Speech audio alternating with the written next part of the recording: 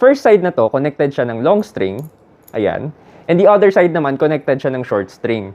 Ang weird kasi dito, pag hinatak mo tong short end na to, yung dating mahaba, umiiksi. Tapos yung dating maiksi, humahaba. Another one. Another one. Tapos connected pa rin siya on their corresponding side. Diba? Pwede mo ring hatakin to, and you can use the top bead para panghatak dun sa kabilang side. Ganon rin sa kabila. Pwede mong gamitin yung top bead na to, panghatak dun sa other side. At pwede mo rin gamitin yung top bead para panghatak dun sa kabilang top bead. Like so.